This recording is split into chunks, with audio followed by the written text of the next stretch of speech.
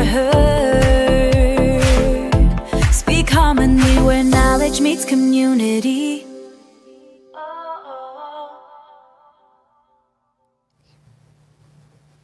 Welcome to another episode of Speak Harmony. This one is extremely special because we're starting early, a half an hour early, Sister Sharon. Yes, we Why? are. Because we are commemorating the special guests such as the president of Atlanta Jamaica Association. There you go. And we'll also, maybe I shouldn't spoil it. Y'all need to stay tuned. Yes. So we got some extra special folks here. Extra special. And thank you guys for joining us in the audience. I mean, this is amazing. We have a house full. Yes, we do. yes. We do. You know, shout out the AJA members and friends from Jessa. Thank you for tuning in. And the whole community and our other special guests. Well, we're not going to even hold you up because we are ready to kick this thing off. Right. We're going to introduce you to none other than the president of the Atlanta Jamaican Association, Miss Yvette Taylor Reynolds. Welcome to Speak Harmony. How are you? It is a pleasure to be here. Thank you, Sharon, and thank you, Dr. Reid, as well. It's always a great opportunity to be here when we talk about special occasions. There we go. And so that is Madam President Yvette with an E.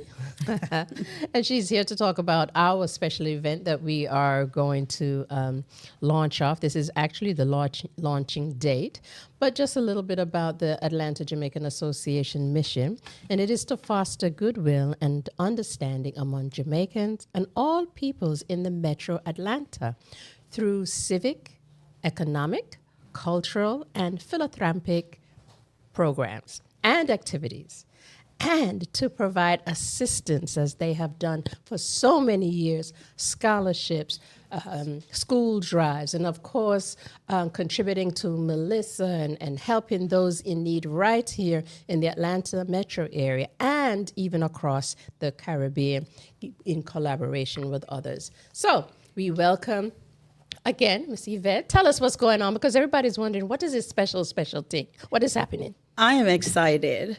This is the third year that we will be hosting what we have come to dub the Marcus Garvey Symposium.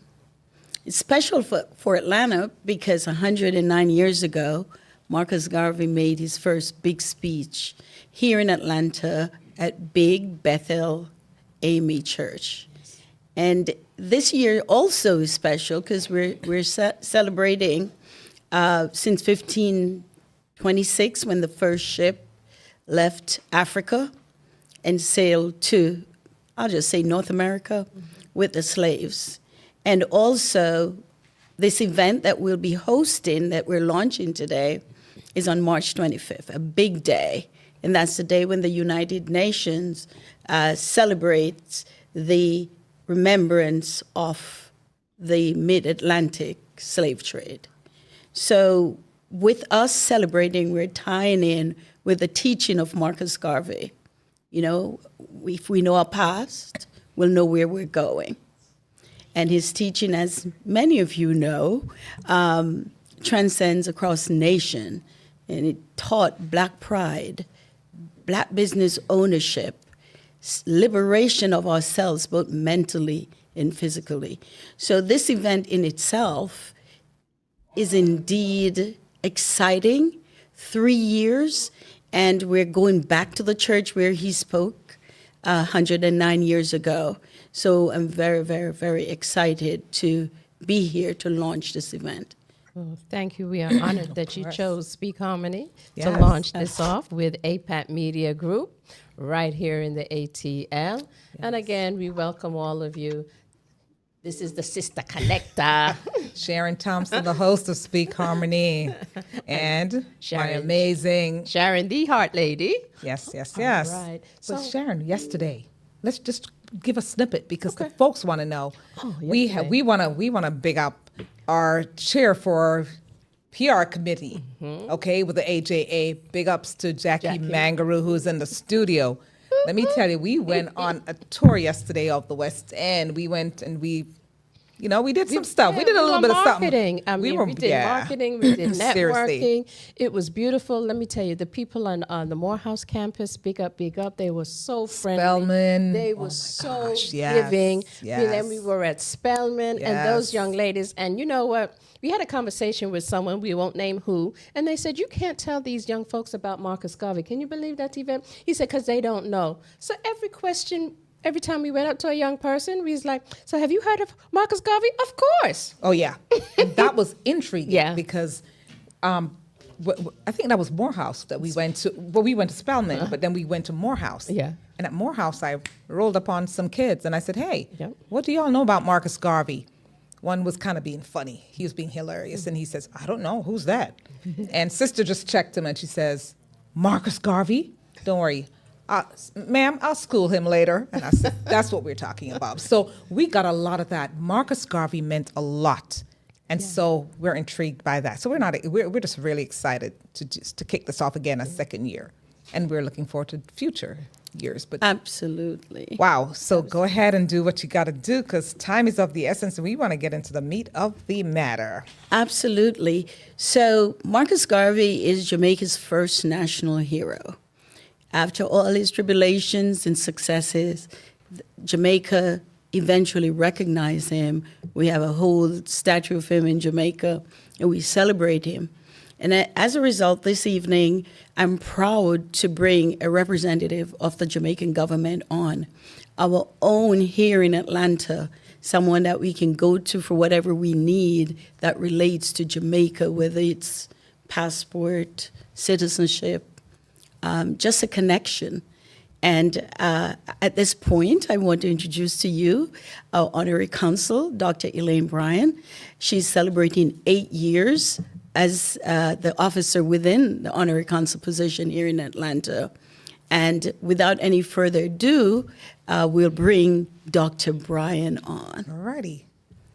Come on up. Come on up. There she is. Can you hear? She's, yeah.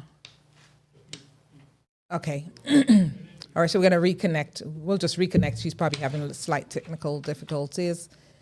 But in the meantime, until we get her back up and running, we want to just shout out everybody online and in the studio, live in the studio. We're having fun over here in Stone Mountain and APAP Media on the Speak Harmony podcast. Yeah. We just thank you all again for coming out, showing your faces. We appreciate that.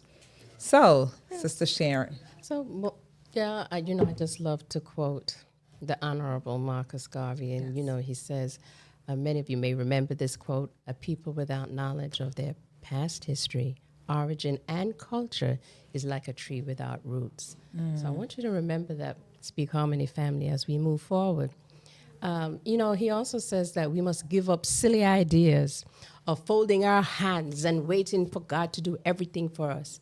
If God had intended for that, then he would have not given us a mind. Whatever you want in life, you must make up your mind to do it yourself.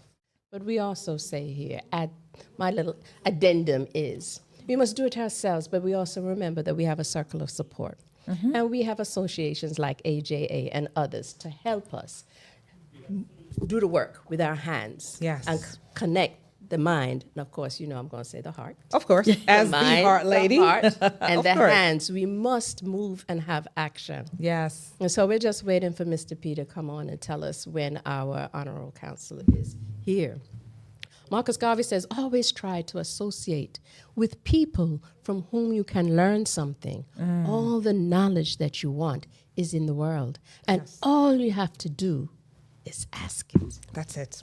All you have to do is ask it. What did we do yesterday? So that's it. Sharon, I was telling our PR person, Miss Jackie, I said, let me tell you, the one, Sharon, she is teaching us a great letter. She don't have no shame. If she wanted, she asked for it. She go up and she introduce herself to people and she talk about and educate. She actually does what she says. And I really wanted to tell you personally and publicly that thank you, because you really showed us if you wanted, ask for it. And we are trying to pack the house on March 25th. We are trying to educate and let people know what Marcus Garvey did.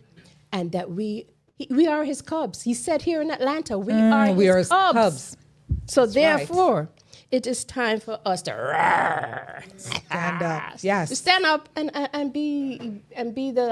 grow to be the lion and the lioness, grow to be the warriors and the one that helps to continue his mission.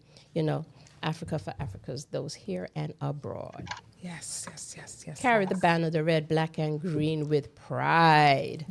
Okay. Okay, so she's Are we back ready? on. So Okay. yes, thank you so much for reconnecting with us, Dr. Bryan. Is she there? She's okay. There she is. Okay, welcome, welcome. How are you? I'm great. Awesome, awesome. So, Dr. Bryan, I don't know if you were able to hear us. We introduced you representing us here on your 8th year as an honorary consul here in Atlanta. Guys, let's big her up. Let's give her a big round of applause. We're excited that you're here with this movement or moment as well, where we're having the 3rd Annual Marcus Garvey Symposium. So we're going to ask you to bring us some greetings from your office. And I connected your role with that of Marcus Garvey being our first national hero in representing the government here this evening. So we thank you so much. So I turn it over to you. Yeah, to be honest with you, I didn't even know I was going to talk. I thought I was just going to observe. But anyway, no problem. Welcome to everyone on the podcast. And I just wanted to show support. You know, once I know the time and the date and I'm aware of what my role is, I'm happy to show up. That's why I'm here now. Thank you, thank you, thank you. And this year promises to really be a big year as we celebrate many milestones. And we're going to have a speaker later that will go into everything. But what does Marcus Garvey mean to you? It means everything to me. I don't know if you guys are aware, and I represented Jamaica in Limon, Costa Rica, a couple years ago. You're aware of that, Miss Reynolds? I am, yes. Yeah, I was there representing Marcus, you know, the whole Marcus Garvey movement in Limon. It was a very uplifting event. They actually started a, building in his honor in Limon, and it was very, I met the mayor, the leaders of Costa Rica. They are still in touch with me today. So I'm very much into the Marcus Garvey movement. I've studied it, I know about it. So when I heard that they're having it again this year, I tried to clear my schedule because that particular day when you're having it, I have 3 events. I can imagine. Yeah, there is the Georgia, the chamber. They're having a big event. Kind of, they are responsible for the World Cup. They have a big part in the World Cup. So that same morning, I'll be up from early the whole day, and then have another thing, and then yours is in the evening. So. So we're glad I you're not able to do other that. guys, but I just have a lot of things that people ask me to do, So I try my best to participate when I can. Absolutely, and we appreciate that. So without any further ado, Dr. Elaine, I'd just like to answer, for those who are first-time viewers, many of them may not know that you are the Honorary Consul for Jamaica in Atlanta. Could you tell us a little bit about your role and what you do and how you help support the Jamaicans in Atlanta? Well, most of you know that since May 2018, I was appointed by the current leaders in Jamaica to serve in this region as your honorary consul for Jamaica and Atlanta. Part of this means working at the airport like I did today, working on the various initiatives that Jamaica is interested in promoting in Georgia. One of the biggest thing that I do that is not obvious is hundreds of hours in the office helping. Office work means answering the phone, answering the people come and knock down the door with no appointments, answering calls about families who are arrested, stranded at the airport, homeless, ICE threatening to evict them, and they want immigration assistance. Um, Most of the time, it's minors, in jail or something like that, or minors at the airport. They come to Georgia for everything more than you'd realize. Georgia is very popular, so sometimes persons coming from another state, they get lost in Georgia. My passport was lost in Georgia. And I said, where do you know where it was lost? How old are you? I'm 17, but my passport lost in Georgia. So we get a lot of that. And so we have to be prepared, to serve everyone and respect everyone who comes to the office. That is about 80% of my role, trying to manage the office demands. And sometimes it's Jamaicans who cannot, they are not able to read and write, and mature Jamaicans who, some of them didn't go to school, so they are not able to navigate the maze of questions on the passport process, citizenship process, how to get their birth paper. The parents' name wasn't on it, so they had to go back to the school where they grew up in St. Elizabeth or St. Anne or Portland, wherever they grew up, find their elementary school teacher, principal, who can vouch that this is the father name was so. It's a lot of detail. It's about 60 different functions that we do in the office, and it's getting to be more than normal of late All because a right. lot of persons have slipped into Georgia, and we have to serve them.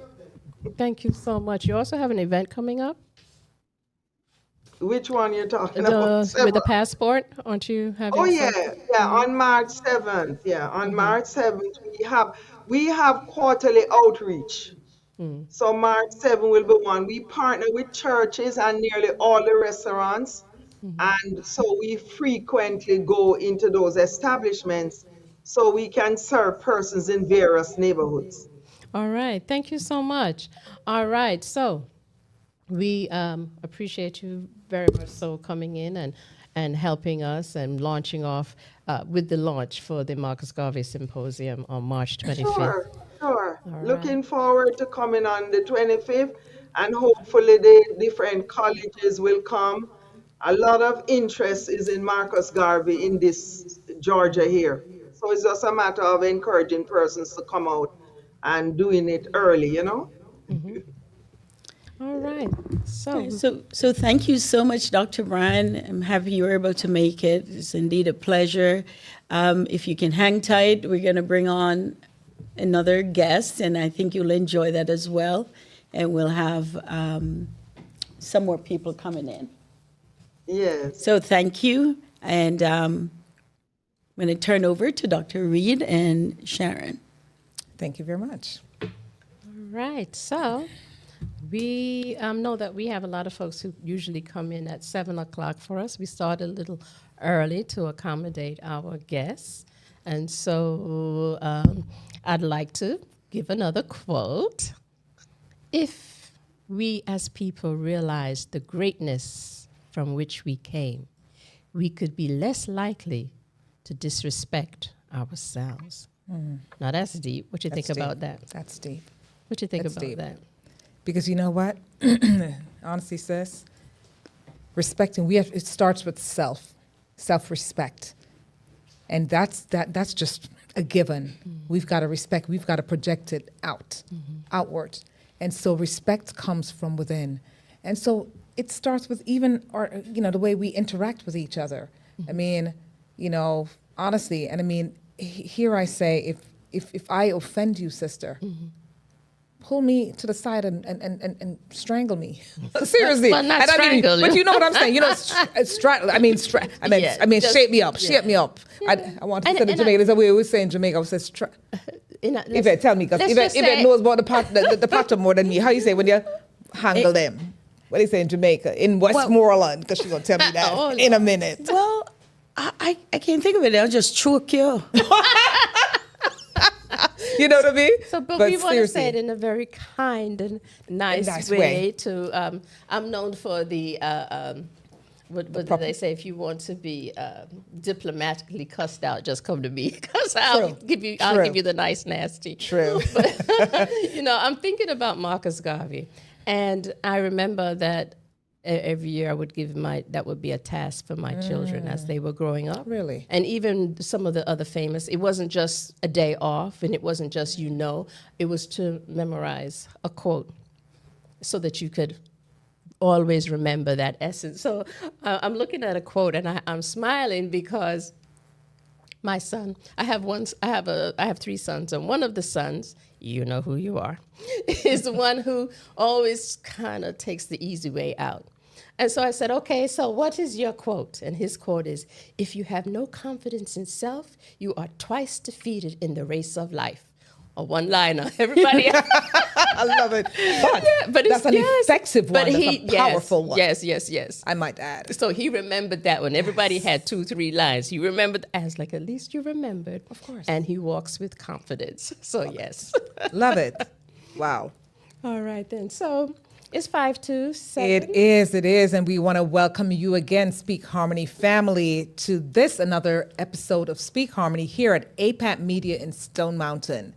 So we are sponsored by APAP Media, guys, and we don't take it lightly, because when I tell you we're talking about the top shelf media house here in Georgia, yes, he is. Mr. P, Patrick Parkins, and Damien, we give a shout out, because every week without fail, they place us on the map. I mean, professional, we talk about really professional folks here. So we thank you, Mr. P and Damien. And again, this episode, guys, is brought to you by APAP Media. So it's a full photo and production, full service media company right here. And what we do is multi-camera recording, video, and live streaming services. And you can contact them at info@apapmedia.com. That's apapmedia.com. So, what's today? Oh my goodness, what day is today, what Sister are Sharon? We observing today? Folks, Tell me, Speak Harmony. yes. Every Tuesday I bring you a national day. Some of them are very fun, and some are political, and some are things to make you say, Mm-hmm. All right, so today I think you're going to laugh at this. All right? I'm going to bring on also Dr. McCook, because he said it. But you should see his eyes. He's like, what? What did I do? Today is National Soup Day.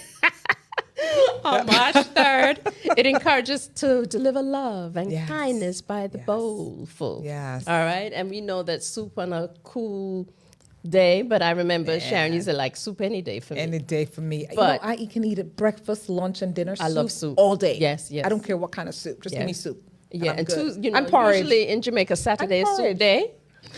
But guess what, Sharon? Because I'm so busy on Tuesdays, Tuesday has become soup days for my husband. I was like, he said, I already know what's for dinner. Soup. I love it. So, Mr. McCool, come now. Come true, Mr. Doc. Come true. We have to put you on blast. I'm put him on blast. Yes, come on through. Grab the microphone and chat. Tell the people about your So Sharon had a crock pot of soup. Tell her I heard what you told her. What you said about the soup. Come. Grab the microphone. I think it was good. I mean, I was trying hard not to taste it, because every time I taste it, I would tell her I'm going to taste it. So she was warming it up, so I wanted to taste it, but my intention was to finish it. And Jackie and I were trying to figure out what was in the soup. She's saying something about Lentils, right? Lentils. I was saying chickpea. Well, no, it was, I believe it or not, it was yellow and green lentils. Okay, and then you said Wayne wanted to keep the pot at home, but then you convinced him to take it out. But it was good. All right, and so you love soup. What is your favorite soup? No meat, Tell them there's no meat in there. No. There's no meat. My soup is chicken soup. Chicken soup is your favorite soup? Last week I actually did a pot. My wife was sick, and I surprised her and got some corn and chicken foot and all, and something there, and did a good thing. All right, there you go. Yeah, so happy soup day to everyone out there. He's not only a handsome face, guys. He can cook. Because his name is McCook. I love that one. Yvette, what is your favorite soup? Yes. Oh, for me, it's any soup. Any soup. So on Tuesdays, I make a pot of soup. It's not a tiny pot. Oh, you do it on Tuesdays too? Yes, I don't know why. And then I eat soup all the way till Friday, and then maybe I'll eat something else, and then I make another pot of soup. I love it. But I'll be. So you try to change a lot of things you do. So I just put not the lentils, but the whole chickpea in the soup, and then I cut out some of the carbs. So, but I eat meat. I have to eat some meat. Okay. No judgment here. No judgment at all. And Wow. yeah, a little meat in there, chicken or something. A little, like that. a little cold food. Good. I don't know. It have a funny taste.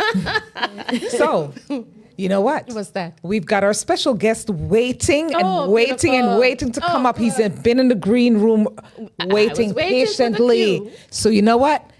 We're going to talk to you this evening, sir. We're going to bring you up. But first of all, the gentleman that we are about to bring up, he's a Jamaican academic, Pan-African activist, president of the Universal Negro Improvement Association and African Community League, UNIA, and the ACL of Jamaica.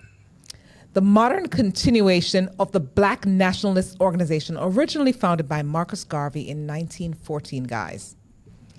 He's got a long list of stuff behind his name and what he does, but I'm going to give you the gist of it.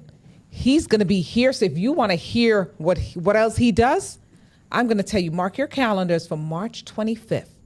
Again, March 25th, 2026, 6 to 9 p.m. at Big Bethel AME Church, downtown Atlanta. That's all I got to tell you. So without further ado, we're going to bring up none other than Professor Stephen Bruce Golding. Are you there? Big up, big up, I'm here, big up. Sharon. I'm here. Welcome Good to the evening Speak to you. Harmony. Good evening. Welcome once Good more. evening Good to the evening. Sharons. Good evening to our honorary council, Dr. Brian. Good evening to the AJA president, Yvette Reynolds Taylor, and good evening to your viewers, your listeners, and everybody who is in the studio with you. Big up to Mr. P for making this happen again. Couldn't do it without him. But I've been listening to you all. You all been away from Jamaica too long. Soup is for Saturdays. I didn't Right? say Saturday. I said Soup is Saturday. on Wednesday. Oh, you hear that? Stew peas. All right, Wednesdays. So what's on Thursdays? I don't know because Friday is fish, right? Fridays, fend for yourself. Oh yeah. Oh, you live Yes, like he yes. said, you live America too Friday. long. But you know, Stephen's a chef, you know. Friday is fish with hard bread. Bread. That right? part there, And Jesus. Sunday is rice and peas and Chicken. No, and for the what ones who else? don't eat Sunday meat, is the rice and peas you cook for the week. I love that. But you know, Welcome, Stephen, welcome. there's some of us that don't eat the meat, you know. So we stick to the fish and the veggies over here. There's a lot of us. what if you There's a don't lot There's of a us lot who of us that the don't meat. eat. But we're just talking about what they do at Jamaica regular, And right? I want to say this. Remember when it was just the Rastaman in Jamaica talking That's about right. vegan and ital. And True. So they were the original vegan. vegan. Look how it's come full circle now, right? Yes. Yes. Absolutely. Everybody I'm eat telling ital. Listen, Stephen, and let me tell thank you. all for having me. Yes. Welcome. So tell us a little bit about what you've been doing on behalf of UNIA and what we can expect to talk about when you come in Atlanta. When you come March. back, yes. I did see you last year. Thank you very much. Yes, well, this is part of one of our currently biggest projects, which is the Global Garvey Symposium series, which we launched in 2024, which consists of a series of symposiums held in different places and cities around the world, all based on dates and places that Marcus Garvey gave lectures at himself. So we started in January of 2024. We did the first one in Western Jamaica, where Garvey spoke in 1916 at the Baptist churches in Lucy and Montego Bay. And Atlanta was our first one outside of Jamaica. And as you all mentioned earlier, this year we're in our third year. So in the 3 years that we have been coming to Atlanta, we've also managed to launch symposium in Brooklyn, in Harlem. In April, we have established an annual one in Limon, Costa Rica, and I was so surprised to hear our honorary consul there mention that she had been in Limon, because I didn't know this, but they too have their own symposia, which was started last year. And we also have in the cities of Baltimore, Philadelphia, with more to come. So I wanted to let you all know that Atlanta was very much a black print for us. It sort of set the trend, it set the pattern, it set the standard, and you all have been keeping that at the highest level. So in 3 years, we've shown the first movie about Marcus Garvey, which coincidentally was filmed in Atlanta. We installed the first Nubian Jack black and gold plaque for Marcus Garvey at Big Bethel there in Atlanta last year as well. The second one in the United States was just done last month at the second symposium in Baltimore. So again, Atlanta setting the trend, Atlanta setting the standard, Atlanta pointing the way. This year, we are putting a stronger emphasis on the International Day of Remembrance for the victims of slavery and the transatlantic slave trade, as I heard Sharon announce earlier. And this is so important, and I want everyone to listen carefully.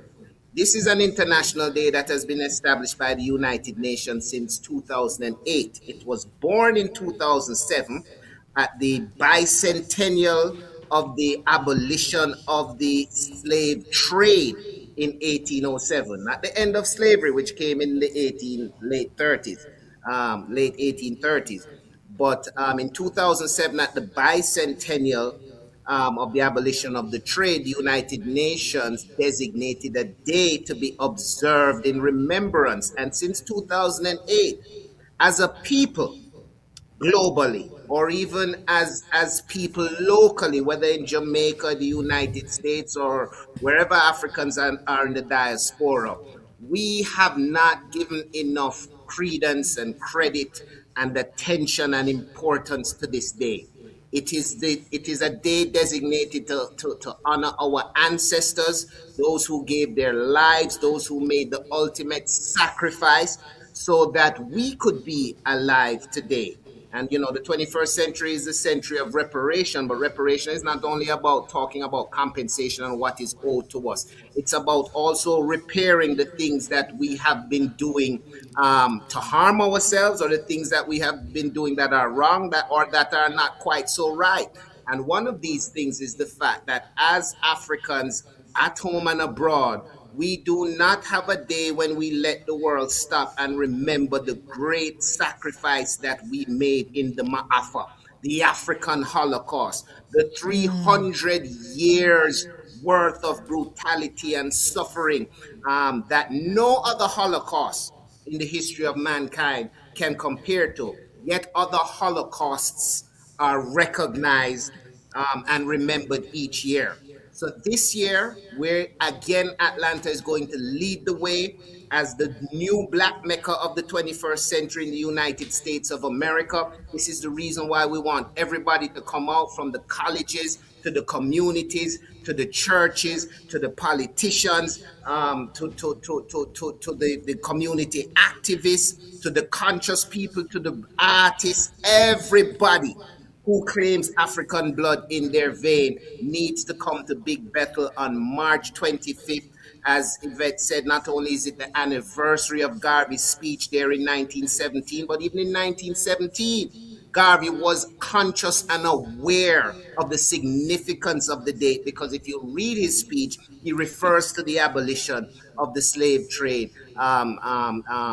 almost a century or so before he arrives in Atlanta, and he pinpoints the date. Well, that date has been lifted up, and we are going to, in Atlanta this year, send a clarion signal to the world that this is the day annually that as Africans, we are going to make the world stop, pay attention, and listen, and reflect, and remember the sacrifice that Africans have made and their great contribution to this civilization, coming across the Atlantic in the state and manner that they did, yet surviving to help build up civilizations and the world as we know it today. So again, this is not just another year of the Marcus Garvey Symposium.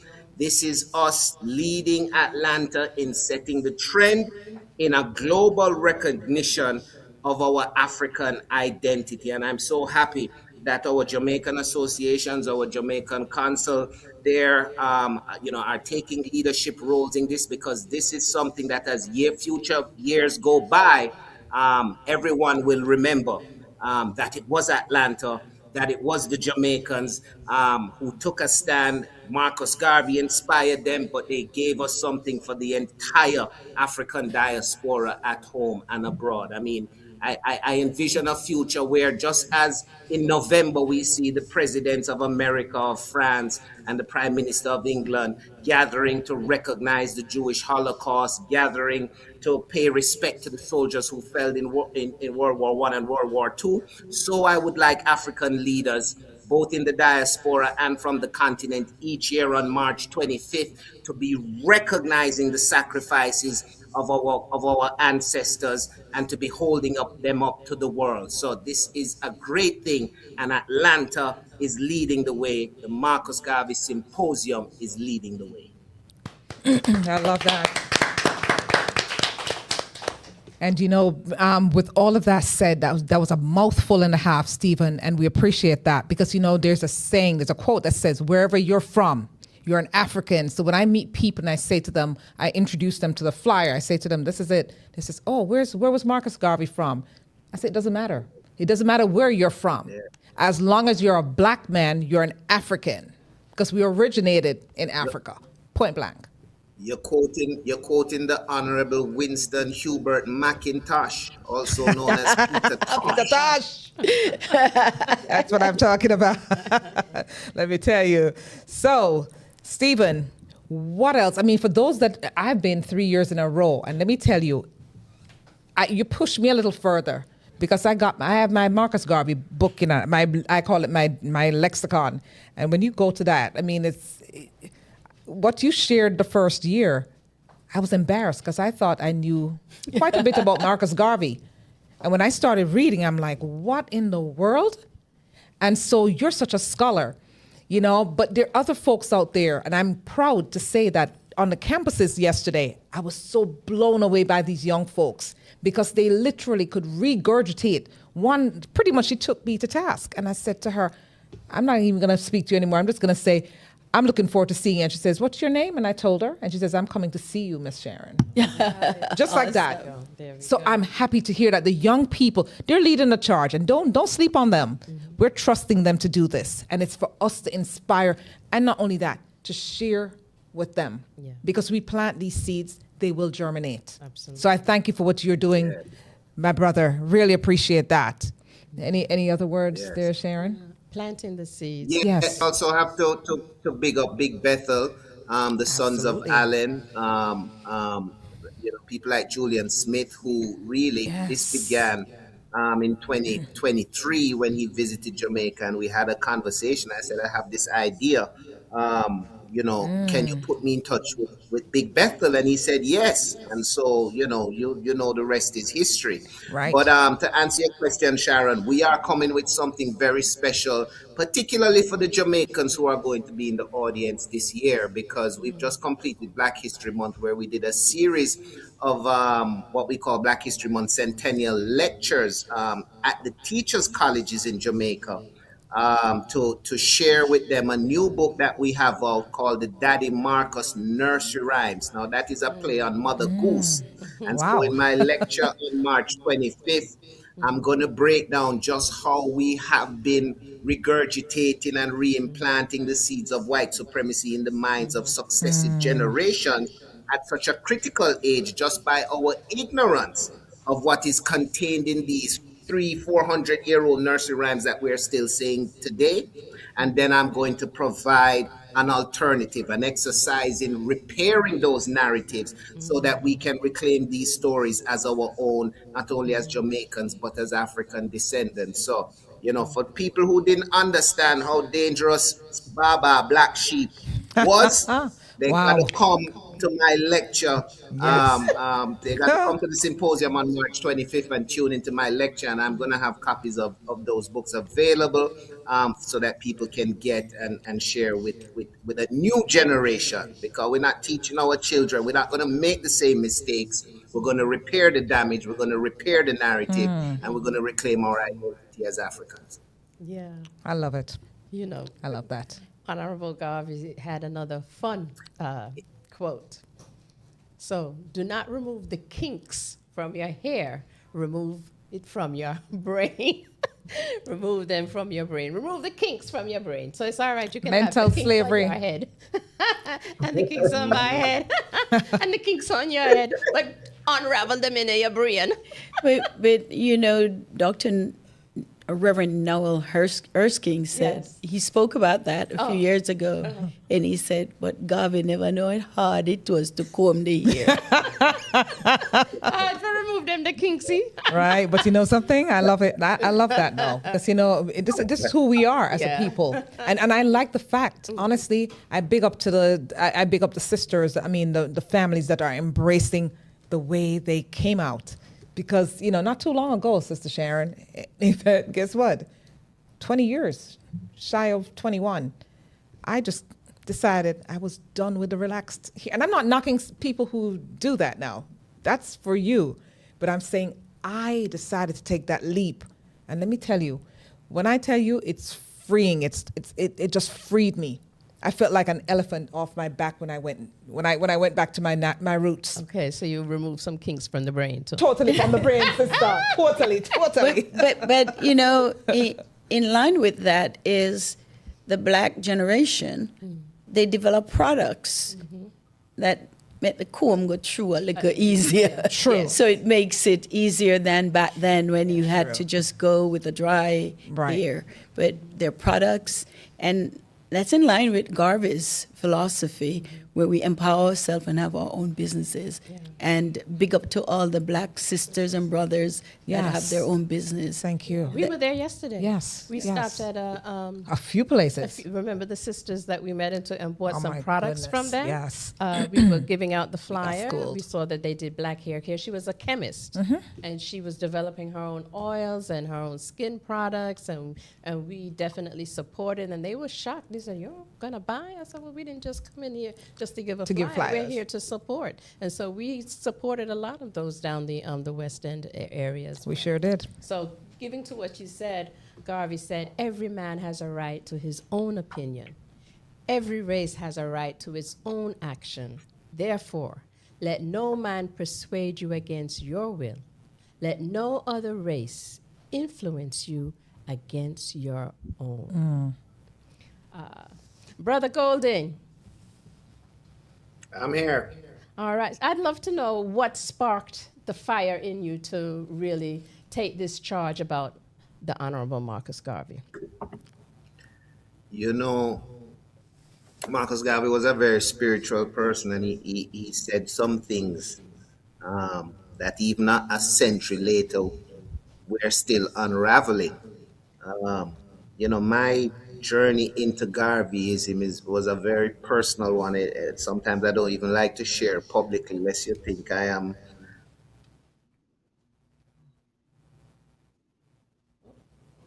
It's frozen. Yeah, that's probably. It's all I'm right. sure he will. Yeah. He'll Come back in. Yeah. Because we do know that what you do today that is worthwhile inspires others to act some future time.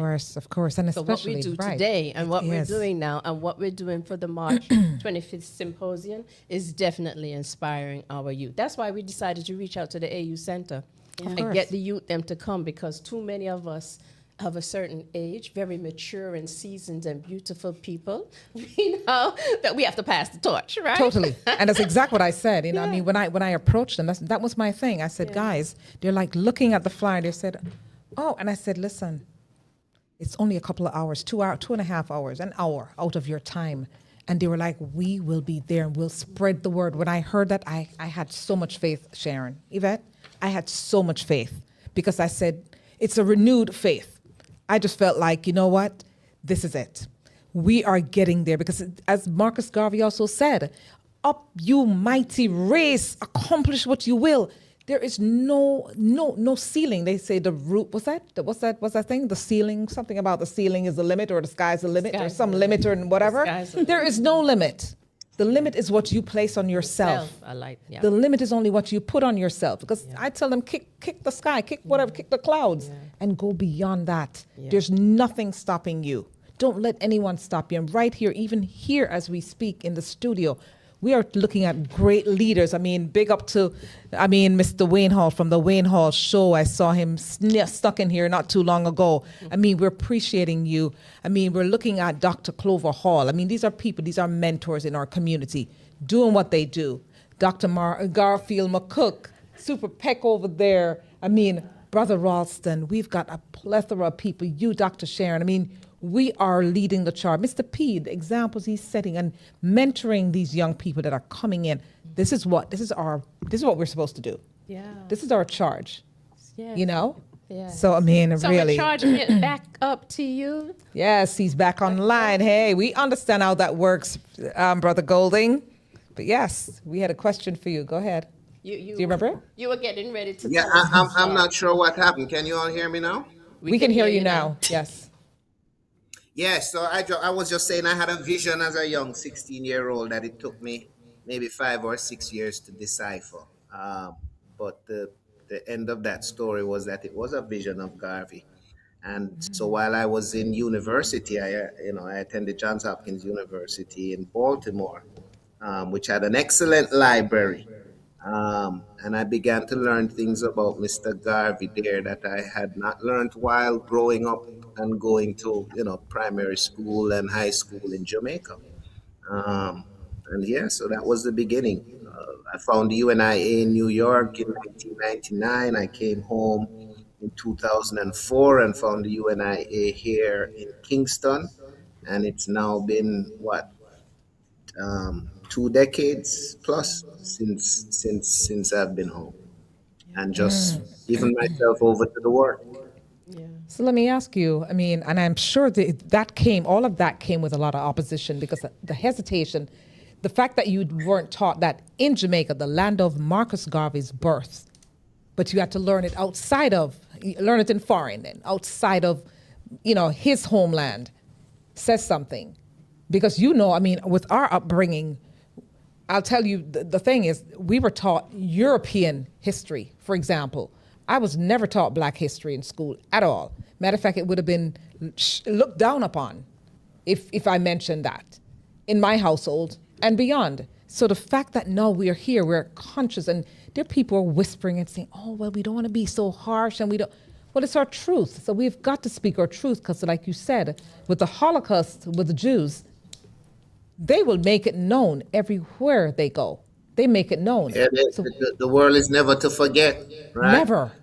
And while their Holocaust lasted just a few months under a decade, ours was protracted for over 3 centuries. And that should certainly count for something. But again, Carter G. Woodson, who is the founder of what we now celebrate in February as Black History Month, but who started it 100 years ago in 1926 as Negro History Week. But he wrote a book called The Miseducation of the Negro.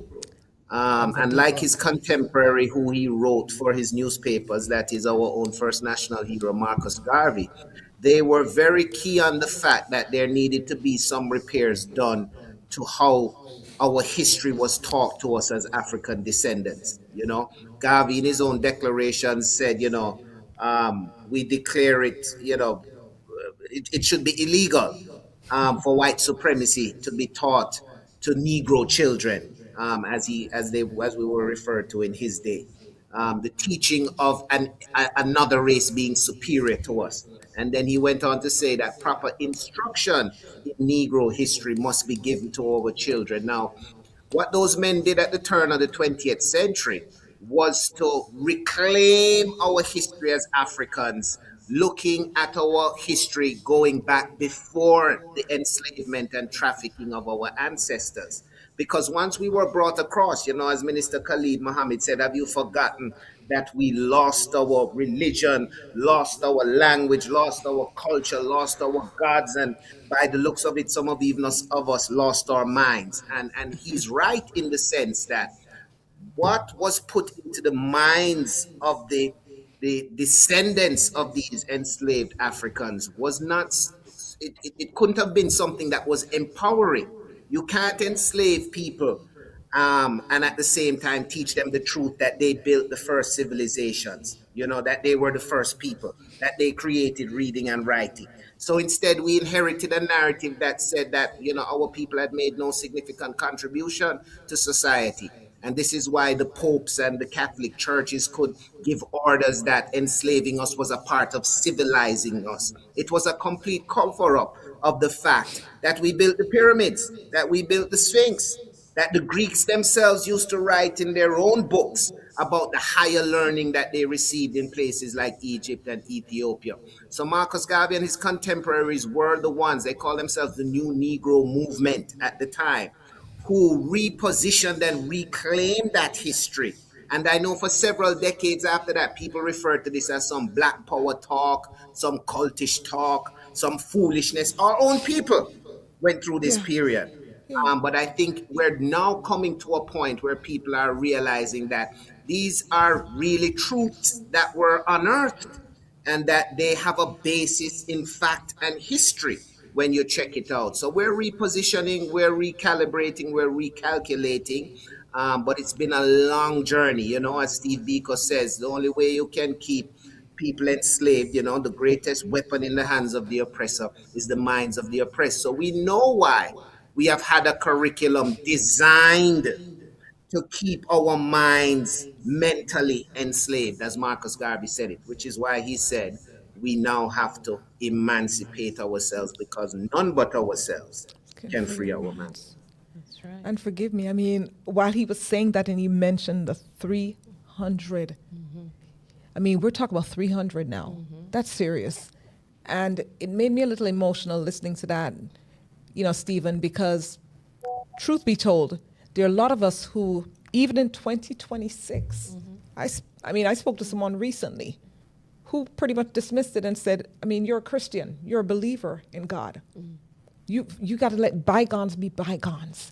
And that hurt me to the core. So when I heard you say that, it ruptured something in my spirit just to hear that, because your people were telling us, just forget it and move on. Literally, move on, And so we have to still promote. Does the United States move on from 9/11? Every year I watch them read out names on my television. Does the world move on from World War II and the Jewish Holocaust? No. Absolutely So not. why should we as a people be asked? And we're not dwelling in the past. We're simply just saying recognition is part of justice. And the And we wanna miseducation, as you said. Our ancestors justice. We are a people of a tradition of oral history, right? But we are also a people deeply connected to the earth, right? And while we can be pouring libations and saying, listen, in Jamaica in November, school children still wear the poppies. They still sell poppies in school. Those of you who went to school in Jamaica, remember? You know what's going on. Around November, you buy the poppy, you see the Prime Minister and everybody have the poppy on their thing. Well, that poppy recognizes somebody else's Holocaust. And I'm not saying we should stop doing that. I'm just saying it is time that we also honor our own. That the is right correct. is ours and God. And we don't need to ask permission, and we don't need to make apology for it either. Yes, That's right. that's right. That's right. That's right. Liberate the minds of men, and Yes. ultimately you will liberate the bodies of men. Yes. And it made me think of the quote when you were talking about school and reading and writing. Garvey said, "The pen is mightier than the sword, but the tongue is mightier than both of them put together." Yep. That's so biblical. Yes. Yes. Anybody who has lived with a Jamaican woman or been raised by a Jamaican woman can attest to the truth of that statement. We The tongue. testify. When a Empress. Jamaican lady ready to give what we call a tongue lashing. Oh my goodness. That's it. That's it. Well, we're true to ourselves, though, Stephen. We speak truth, and we speak truth to power. We're not going to say anything that's not true. We express ourselves. We're very expressive, but we talk truth. I love it. Wow. Ooh. So that's what we're going to be doing on March 25th, expressing All right. ourselves, Yes. and we're continuing it as an annual tradition. And believe you me, I really think it is going to build up a lot of momentum going from Atlanta to other cities. And I just want to tell you all that I am 100% sure in my mind and spirit and heart that we are creating history. So Yes. again, I want to Yes. thank you all for supporting, for being a part of this.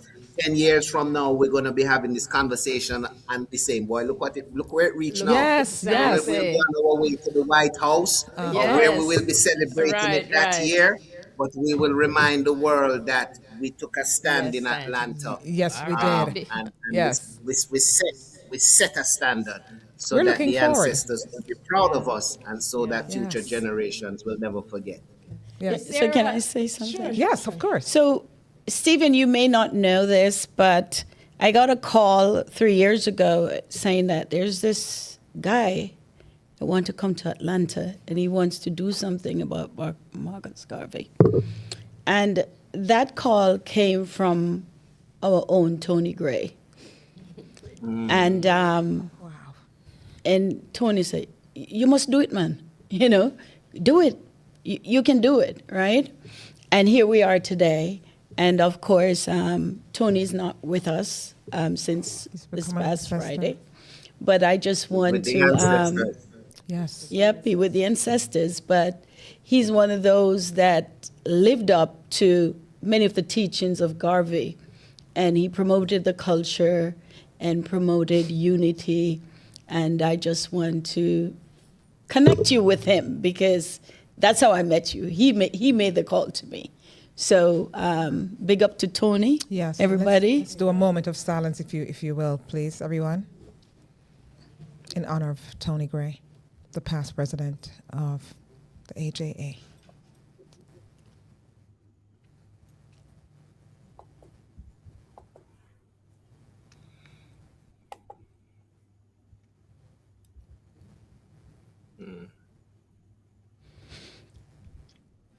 Ashe.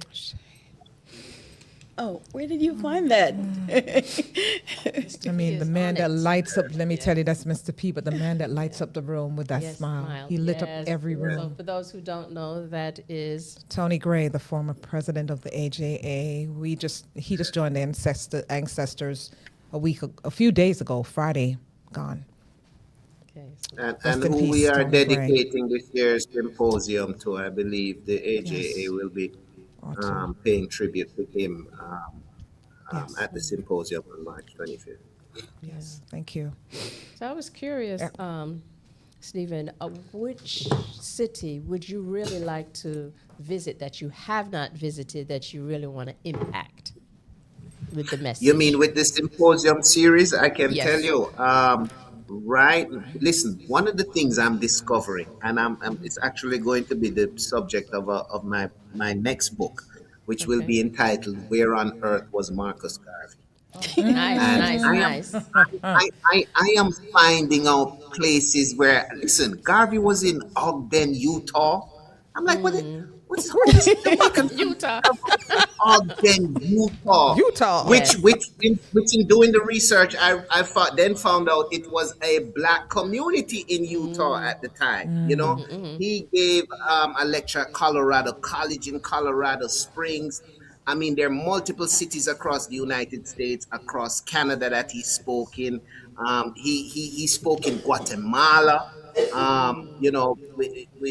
We also do a series in the Caribbean in October, in which we retrace his last tour of the Caribbean in 1937, 3 years before he died. which touched on almost every CARICOM country, from Dominica to St. Lucia, St. Vincent, Trinidad, Guyana, St. Kitts, Antigua. Listen, when you begin to absorb all of these things, you begin to, even if you knew this man was great before, it's a whole step further. I mean, this really is an instrument of the divine, because no mortal man could have done this much work and sustained for the time that he did and had the impact that he did. So it really was the ancestors using him. And it's so funny that Garvey says before he created his organization, he had to meditate for 2 days and 2 nights, and that to me says he was in tune with the ancestors while traveling by sea, because he came up with the concept aboard a ship traveling from the UK back to Jamaica. Of course, the ship stopped in Trinidad and some other places first in July of 1914.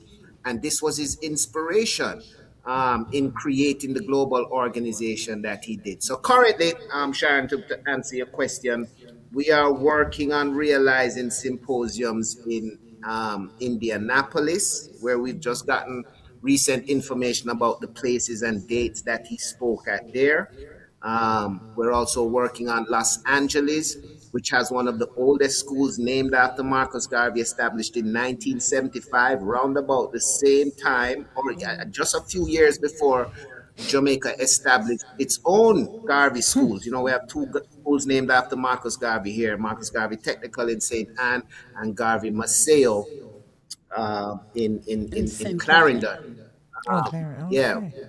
in St. Catherine. She's right. Which was built by the Cubans. And it's so funny. We saw our Prime Minister at CARICOM the other day defending the fact that Cuba, our second closest neighbor, has done so much over the centuries, and it would be a shame for us to turn our backs on him now. And I was quite shocked to see the newspapers the next day carrying some comment by some U.S. Congressman or something, almost threatening, as if because our Prime Minister had postulated help for Cuba, that there would be consequences. It made me really reflect and say, boy, these times even feel like the same times when Garvey had to be meeting with the Ku Klux Klan in Atlanta. Yes. Revisiting the same kind of frequencies, the same kind of energies these days.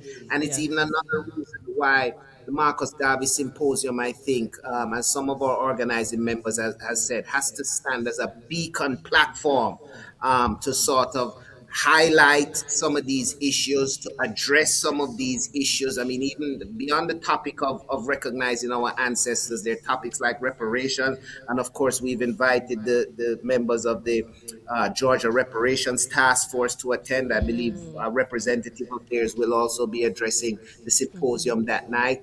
Remember, this is an annual thing, and we want it to be, it's a Garvey ground for Black people, whether we are from the continent of Africa, whether we're from the Caribbean, whether we are African Americans. It's our grounds to come together as a people and to let our voice be heard. So everything happens for a reason. Marcus Garvey was there, as Yvette said, 109 years ago. But on March 25th, we're going to remind Atlanta that he's still there and still here. I love that, because how, and this is just something that popped in my head, how would Marcus Garvey in 2026 respond to his critics? Because, and I know this is deep, guys, but I can't help but think in today's society, with us living in America right now, and with what's going on, all these wars and rumors of wars, right? That's taking place right now. What would those critics say? Because they would have wanted to put him in a straitjacket again, all over again, get rid of him, right? Annihilate him. Why? Because he's speaking truth. We have to stand up. We have to be bold. Not that we're going out there and fighting anyone, but you know what? We can fight without physically fighting, with our tongues, with our minds. By educating those around us. That's how we fight. That's how we make it known. That's how we stay in the know. In the know. Absolutely. With you talking about the song War, done by our own Bob Marley, where he quoted his song had lyrics from the speech from Haile Selassie. And basically, it talks about war, but it was a war of liberation for us as a people. So as long as we focus on that, work together towards a common goal, I think we'll survive. No matter what comes, we will definitely survive. Yes, absolutely. Yes. Thank you. And just talking about, I always talk about Westmoreland, but I know she couldn't help herself. But I'm not going to talk about Westmoreland now. Talking about the gifts from the Cuban government. Come, my brother. Wayne. Wayne. Come on. Talking about gifts from the Cuban government. What we talking about? Talk about it. Tell them where we went to. Oh, Lord. Okay, so Mr. Hall, so they can see you. Come Okay. around. Come around. Oh. There we go. Get this up. Yeah. there we go. Yes. Yes, so we have schools that were built in Jamaica by Cuba at tertiary level as well as lower school levels. I attended the G.C. Foster College of Physical Education and Sport. Nice. Wow. One of them. There's Jose Marti that I actually did practice teaching. So I have touched on a couple of them. I think Jonathan Grant and what am I leaving Interesting. out? Which one am I leaving out?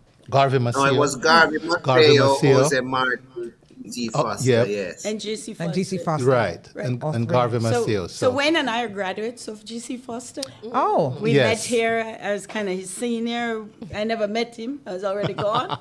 but we benefited from the gift from the Cuban government. Yes. And we Right. were able to go to school and get our degree. And now that institution is the leading institution in the Caribbean for training PE teachers Yes, and coaches. and coaches. Yes. And can I big up one of them? The director of, I think it's recruiting. She recruits athletes, but I think she just got a promotion. Her name is Caroni. And God, her last name is escaping me, but I met her on a mission in 2021, and she's doing some fantastic stuff. A former GC Foster graduate. A former graduate, but she's also a director. Caroni. So she's what I'm a saying. recruiter. She was a batch before me. Yes, Okay. Caroni. All right. Yes. Yes. Quite a few, like Mr. O'Neill Ankle. Yes. He's a graduate. He's there helping he's an administrator there now. So quite a few of us have gone back. And when you listen to dominance in track and field like Yes. Edwin Allen High School, hey, it's a batchmate. Well, he was actually not my batchmate, but a year ahead of me. That's holding it down as more than one of them as coaches, Mr. Dyke, Mr. O'Neill Harrison. Popular names. So the GC Foster College, by way of a gift, was not just a gift for the time, but a big, big vision for what could happen. Because like you said, a big part of our track and field, especially legacy, is because of the coaches and the teachers that are able to go through that school and continue with literally a national program without even meeting as a group to say, we're doing this together, but just naturally because of the background and training are able to do that. So I love it. Yeah. Wayne, I love how you position that. You need to tell the people in the Epstein files.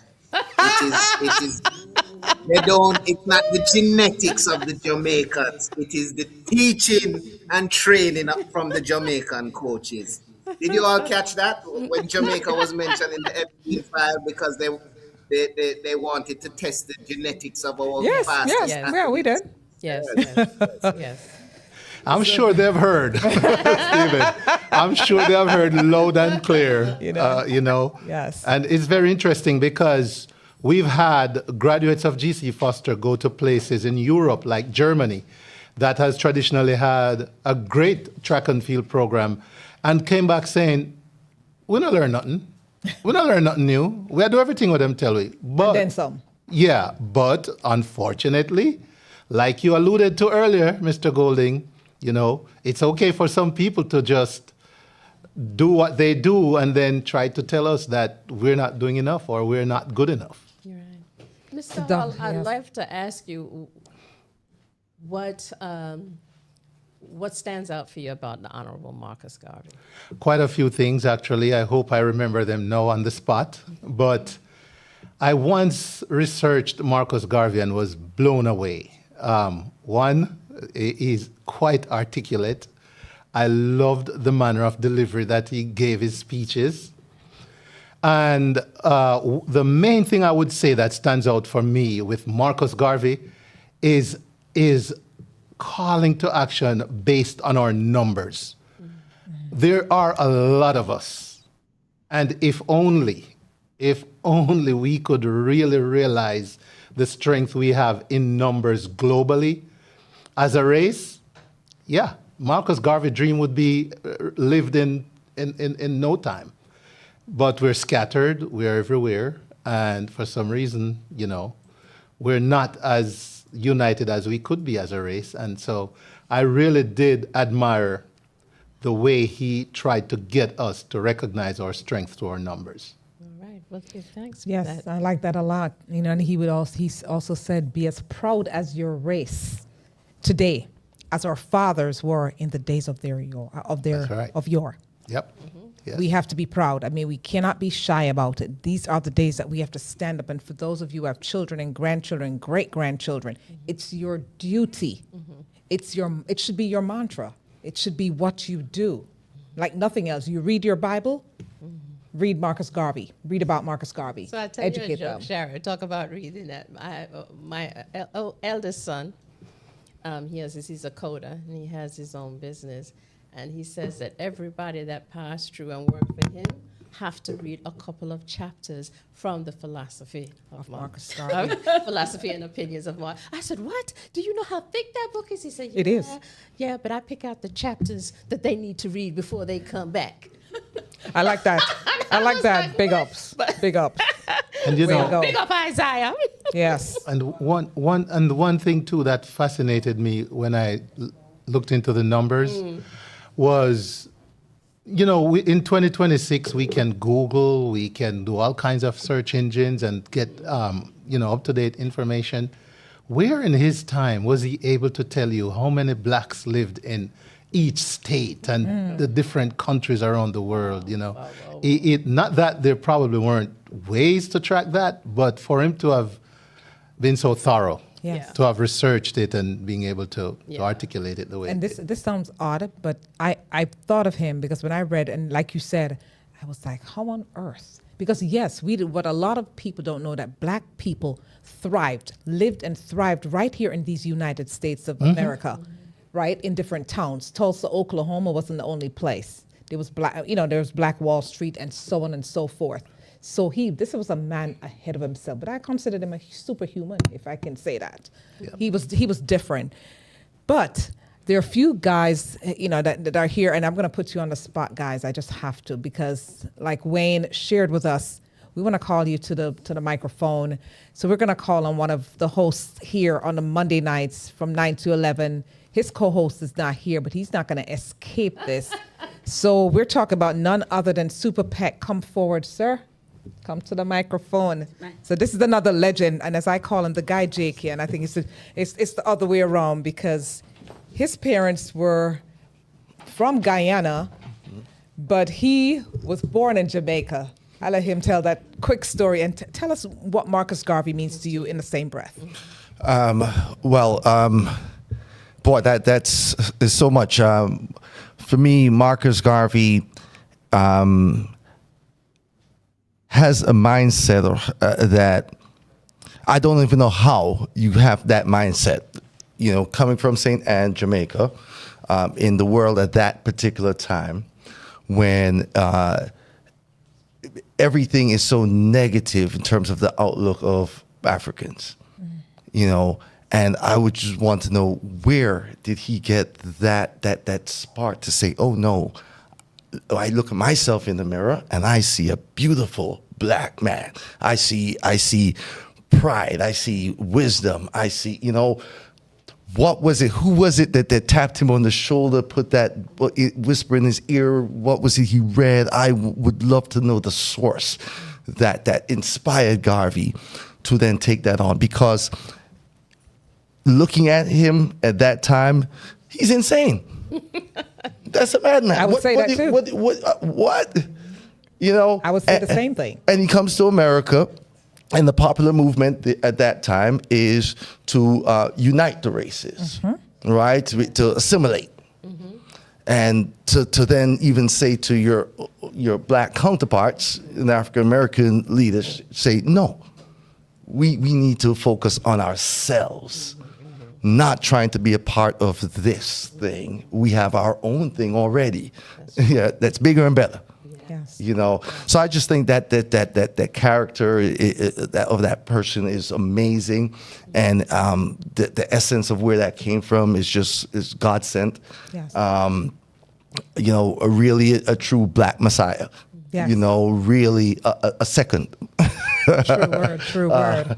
But you know, so that's just you know, amazing to me at that time, to have that courage, that fortitude to step forward. He was really a one-man army, Yeah. and the courage that he had that then brought others along with him on that journey. You know, that's to really inspire people to really break those chains that were so deeply rooted. It's amazing. And we thank you for that, brother, because again, Super PEC is the host of the Monday night show right here at APAT Media, Island Heat. Okay, and I just want to bring someone up. We've still got the Honorary Consul online. We've got, you know, Stephen there, but I'm putting folks on the spot. Dr. Hall, get ready because you're going to come up next. Dr. Clover Hall, come to the hot seat, please. We need to, same question, because as we wrap up, we want to just sort of express ourselves, because we've got the folks that are making a difference here in Atlanta, believe it or not. Dr. Clover Hall works with alongside the AJA, the Honorary Consul's office. I mean, she works with a plethora of people around the state. And look at her, how beautiful she is. Talk about this 80-something-year-old, 60-year-old self. So get that microphone up to you. That's the question for you as well. Yes, ma'am. Well, as you just touched on, good evening, everyone. I'd just like to sort of go back a little bit to, I was in New York for many years. We'd moved into Rockland County, and we decided to form a Jamaican association. And our focus was on the youth, more so than here, because they were not being taught Caribbean history, Jamaican history, or anything like that, and we decided to focus on that. And one of our areas of focus was Marcus Garvey. And our young people, you know, my kids now, I mean, they're all grown, but that was a big part of their childhood. And true story, when our Consul-General at that time, Kay Baxter, passed away, her office wanted our young people to do something for her funeral. And my son, who was probably 8 years old, chose something from Marcus Garvey to read at her funeral at the cathedral. So that's big deal. So just kind of want to share that. I mean, I certainly go along with what everybody else has said about his influence, but also his influence on young people and what they can carry through. And, you know, the strength that it gave them being in a system that really wasn't focusing on them. So. Thank you for wow, sharing. thank you for sharing that. And listen, her two children are two successful human beings that are raising successful human beings. So we just appreciate that, Dr. Hall. Thank you. Dr. McCook, step to the hot seat, please, because we've only got a few minutes left. So we need to talk to you. And just line up, Mr. Morgan. Well, good night again. What inspired you? Yes. Dr. Marcus Garvey? You know, when you think of, I think he passed when he was 52. It was 1940. And at such a tender age, I think he was able to do so much. I mean, I have a joke that I say that with all this deportation going on now, Marcus Garvey was the first Jamaican deported. And facts, right? Yes. Facts. Of course. He was deported back in, next year, 1927. Wow. So 2027. So it's interesting, and the reasons why he was deported, you can all read it. But he set so many standards, including the deportation, but it was for a great cause. And, you know, growing up and reading about Marcus Garvey, I think he's one of the most celebrated heroes we have in terms of he was there from that time. So big ups to him and big ups to all you guys are doing. Professor Golden, thanks for what you do on his behalf and keeping the word and his name alive. And we look forward to seeing you here in Atlanta, Georgia, the state to be, on March 25th. Absolutely. All right. Thank you so very much. And last but certainly not least, we've got another Jamaican among us, and he's quite the scholar. We've got there. Wow. Come for yes, the hot seat. Yes, there's someone else. What's up, Line them up, Andy? Yvette. Line them up. Yes. Hello, good evening. Good evening. So my name is Andy Morgan, and it's great to be here this evening. Thank you for sharing this time with us, Mr. Morgan. Sure. It's definitely for a great cause and a great event. And just thinking about Marcus Garvey, just hearing what everyone else said, what is amazing about him is how much he was able to organize people as an individual, his ability to motivate and encourage, and to get people to come together with one goal. And the fact that he has such an impact on those who followed. You know, he had an impact on Martin Luther King, he had an impact on Malcolm X and other leaders that followed him. And, you know, you think of our times right now and the importance of us coming together as a people, as others have mentioned, and he is a role model and a guide for us. You know, we've been here before. Yes. And the reality is we have to find a way to come together collectively in order to empower ourselves rather than expecting others to come in and do it for us. And so he's created a roadmap. And we just have to figure out how we can come together and piece it together and improve upon that and build as a community. So definitely, you know, the fact he's Jamaican is even better, but he's really a man for the world. Yes. He thought globally, which is impressive for someone at that time. And the other thing is he used the system to organize. You know, he used the financing system, which they then turned against him, but he used their system to try to pull us together. And those are some of the tactics we need to do as well.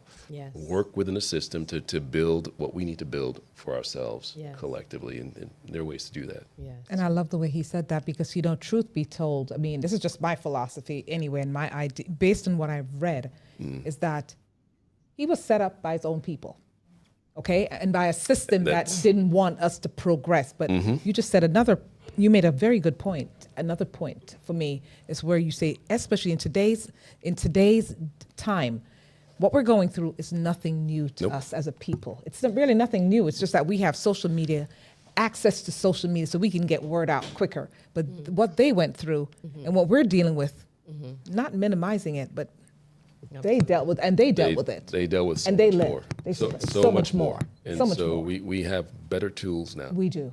We do. Unfortunately, the other side has better tools as well, but we just have to figure out how to utilize the tools Come together. that are there, and we can progress. Yes. Thank you so much. Yes. Thank you all. Thank you, all. sir. Looking forward to the event. All right. Yes, All right. thank you so much. Well, you know Thanks, what? Andy. We're gonna wrap up. So you know what? There's one person that I'm gonna call, and I mean I don't see him right here. Hiding. He's probably hiding back there in the studio with Mr. P. Wayne Thompson, come to the microphone, please. So I'm gonna say this in the meantime. I'm not a race hater. I'm a race lover. Let that sink in for a moment, guys. Garvey I'm said not a race first. That's it. And so we're not negating anybody else. We're not pushing. We're all one. We're all one people. Yeah. Because in Jamaica, our motto says, "Out of many, we are one." Okay. But let me tell you something. If we don't do it for ourselves, no one's going to do it for us. Wayne Thompson, take a quick seat there because you have 2 seconds to just tell us your philosophy. What does Marcus Garvey mean to you? Well, thanks for the surprise invite here. Well, to me, Marcus Garvey was a revolutionary, and we need more revolutionaries. This man showed grit, tenacity, brilliance, and there's so much that he, like others said, has achieved the greatest odds, and he overcame. Such great example for us all. Oh, give thanks, give thanks. Give thanks. I appreciate you, sir. So you Give know thanks. what? Yes. We're talking about the Honorable Marcus Garvey. But this is also is the fact that I'm sorry. we are also the fact of that is that we are approaching or we are upon Women's Month. March 8th is Women's International Day. And so would be remiss if I wouldn't say the contributions that the women made in the UNI organization, right? We made up the bulk of the populace in the organization. Sure did. So I would love To close out. to close out and make sure that we remember the women. Yes. It's not about sexism, but we did advocate for equal representation Absolutely. in it. So what say you, Dr. Dr. Golden? Brian. Well, Dr. Brian too, because we want to close out with both of them. Yes. So that's a question But for both of you. let me go to Mr. Golden last. All right. Oh, Come on hot in. seat. We got some hot seats here, so bear with us, because I told you this was going to be a special. We told you this is going to be a special episode, and so come on and share and listen to some of the great inspirers here. as we wrap up, yes. So, okay, Professor Golding, you will go, and then we'll have. Let him go So you know what? So we're gonna flip this because we just got we just got another guest at the very last minute here. So after Julian speaks, we're going to have you speak, Dr. Brian, about your takeaway, and then we'll close out with Professor Golding. Yes. So, Mr. Julian Smith, this is one of our this is the Julian Smith that Professor Golding spoke about. Oh, thank you. So thank you for coming through, sir. So, in a split second, what did Marcus Garvey really truly mean to you in one line? Confidence. There you go. To self-actualize our potential globally. Wow, confidence to self-actualize ourselves globally. Globally, absolutely. Mic drop. Yeah. Mic drop. Thank you, sir. Thank you. So, You have some. Dr. Brian, can you Yep. hear us? Yes. So, close us out with that. After we'll have Professor Golding, but we want you to tell us what Marcus Garvey meant to you in one line. I know he meant a lot because you've represented him and you've done symposiums, but in one line, just give us a one-liner. What do you have to share? What did he really mean to us, to you? I like people who stand up for what they believe in, even if it's a lonely journey. So he means a lot to me. All right. Yes. Even I like that. Even if it's a lonely journey, guys. It's often Because it is. When you're going forth and you're doing things that are great, don't feel uncomfortable. You should actually feel honored, because when you're doing great things, it's a lonely place to be. And most times they will tell you, superstars will tell you it's very lonely at the top. Yeah. So I love that, and I'm going to camp onto that one. I love that, especially for Women's History Month. Thank you for that, Dr. Brian. Professor Golding, close us out.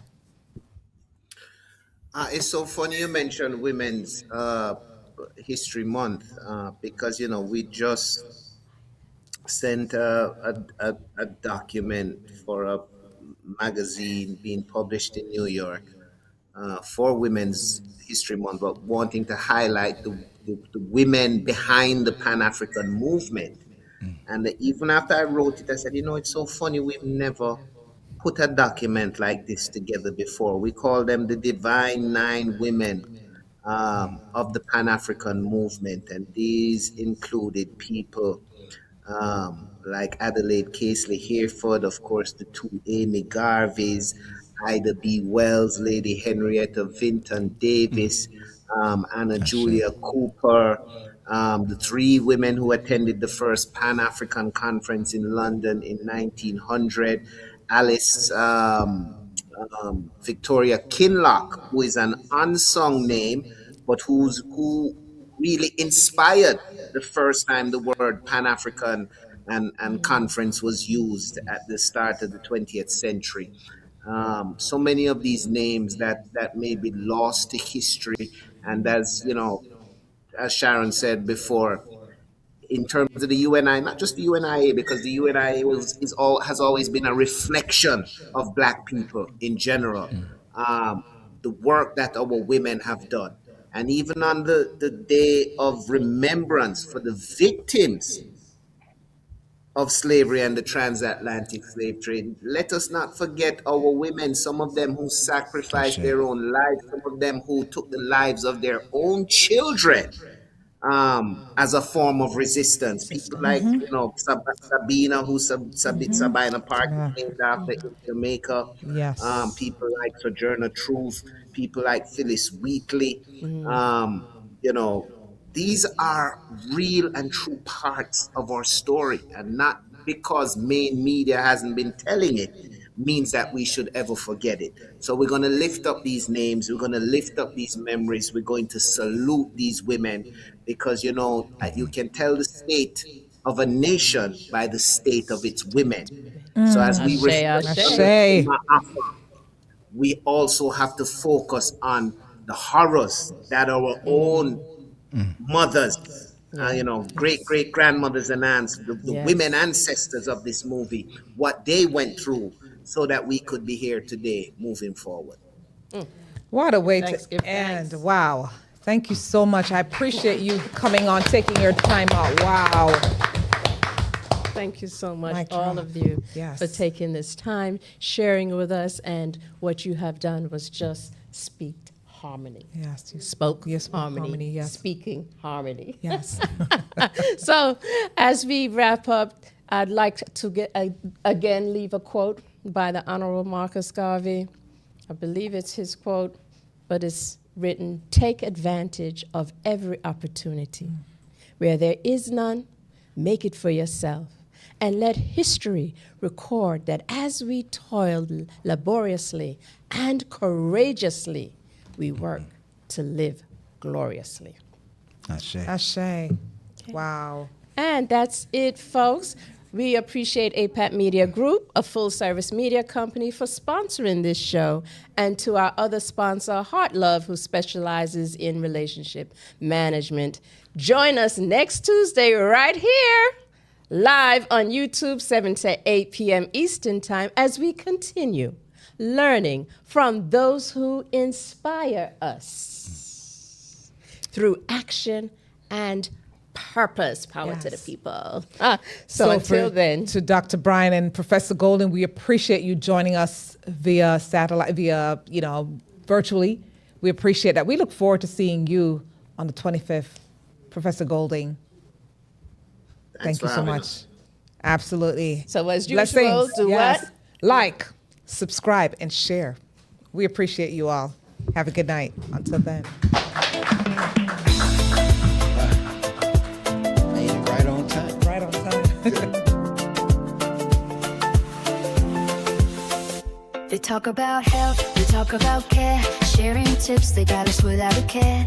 Thank you for listening, you're the best. See you next week to keep the best. Together we learn, together we grow.